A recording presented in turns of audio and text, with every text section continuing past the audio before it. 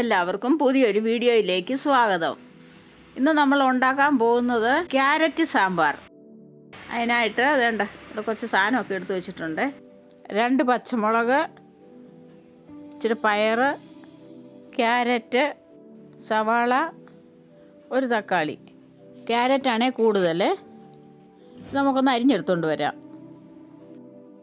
പരിപ്പ് കുതിർത്ത് വെച്ചിട്ടുണ്ട്. നമുക്ക് ഈ അരിഞ്ഞ ക്യാരറ്റും ഉള്ളിയും തക്കാളിയും പയറും എല്ലാം കൂടെ ഈ പരിപ്പിനകത്തോട്ടിട്ട് ഒരു 3 വിസിലടിച്ച് കേൾപ്പിക്കാം. പരിപ്പ് ഒരു 2 മണിക്കൂറായിട്ട് വെള്ളത്തിലിട്ടതാണേ. അരിഞ്ഞ പച്ചക്കറി എല്ലാം കൂടെ ഇട്ട് പരിപ്പും അതിനകത്തോട്ട് 1/2 ടീസ്പൂൺ മഞ്ഞൾപ്പൊടിയും ഒരു ഇച്ചിരി കായവും കൂടെ. കായത്തിൻ്റെ സ്ട്രോങ് അനുസരിച്ചാണ് കൂട്ടുകയും കുറയ്ക്കുകയൊക്കെ ചെയ്യേണ്ടത്. പിന്നെ കൂടെ തന്നെ 1/2 ടീസ്പൂൺ ഉപ്പും കൂടെ അടുപ്പിൽ വെച്ചു. പിന്നെ ഒരു പാത്രത്തിലോട്ട് ഒരു നെല്ലിക്കയുടെ വലിപ്പത്തിൽ പുളിയിട്ട് ഉടുത്തെടുക്കാം. വാളൻ പുളിയാണ് ഇത്. ഒരു പാത്രത്തിലോട്ട് 2 ടീസ്പൂൺ മുളക് പൊടി, 3 ടീസ്പൂൺ മല്ലിപ്പൊടി. അത് ഇച്ചിരി ചൂടുവെള്ളം ഒഴിച്ചൊന്ന് കുഴച്ചെടുക്കാം.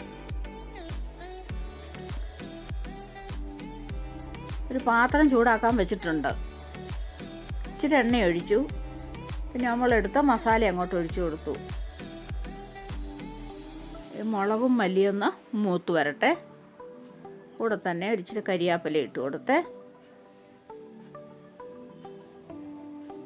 നമ്മൾ കുക്കറിനകത്ത് വേവിച്ച് വെച്ചില്ലായിരുന്നു പച്ചക്കറിയെല്ലാം.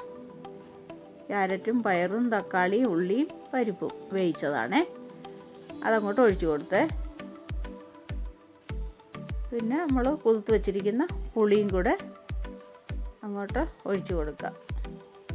പുളിക്കകത്ത് അഴുക്കും ഉണ്ട്, അതിൻ്റെ കുരുവൊക്കെ അത് കളയാൻ വേണ്ടി ഇതുപോലെ കയ്യിലൊഴിച്ച് ഒന്നൊഴിക്കണം. അല്ലെങ്കിൽ അരിപ്പയ്ക്കകത്ത് ഒഴിച്ചാലും മതി. അപ്പോൾ വൃത്തിയായിട്ട് കിട്ടും. വേണ്ട സാമ്പാർ കണ്ടോ? ഈ സാമ്പാർ കൊഴുത്തല്ലിരിക്കുന്നത്, വെള്ളം കൂട്ടിയായിരിക്കുന്നത്. നമുക്ക് കടുക് പൊട്ടിക്കാം. സാമ്പാർ ഒരു 10 മിനിറ്റ് കിടന്ന് തിളയ്ക്കണം. അപ്പോഴാണ് ആ രുചിയെല്ലാം ഇറങ്ങി വരുന്നത്. പിന്നെ പാത്രത്തിലോട്ട് കടുക്, ഉള്ളി,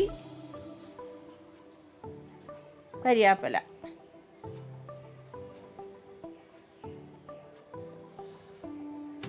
ഇട്ട് നമുക്ക് ഒന്ന് പൊട്ടിച്ചിടാം. ഒരു വറ്റൽമുളക് കൂടെ മുറിച്ചിടണം. വറ്റൽമുളക് തീർന്നു പോയി, അതായിടാഞ്ഞ് നമുക്ക് സാമ്പാറിലോട്ട് ഒഴിക്കാമേ. ഒരു 5 മിനിറ്റായാലും ഇരിക്കണം ഇങ്ങനെ. സാമ്പാർ ഒരു തണുത്ത് കഴിഞ്ഞാൽ കഴിക്കേണ്ടത്. 1/4 ടീസ്പൂൺ ഉലുവാപ്പൊടിയാണ് ഇട്ടത്. നമുക്ക് അടച്ചത് ഒരു 5 മിനിറ്റ് നേരം വെക്കാം. ഇനി നമുക്ക് കഴിക്കാനായിട്ട് എടുക്കാമേ. 2 ഇഡലി ഇതുപോലെ മുറിച്ചിടണം. ഇത് ഇഡലി കഴിക്കാനുള്ള സാമ്പാറാണ്. അതുകൊണ്ടാണ് സാമ്പാറിനകത്ത് ഇത്രയും വെള്ളം ഒഴിച്ചത്.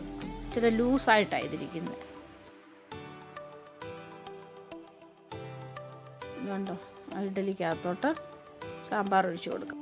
എന്നിട്ടിങ്ങനെ കോരി കുടിക്കണം. എല്ലാവരും ഇങ്ങനെ ഒന്ന് ഉണ്ടാക്കി നോക്കണേ.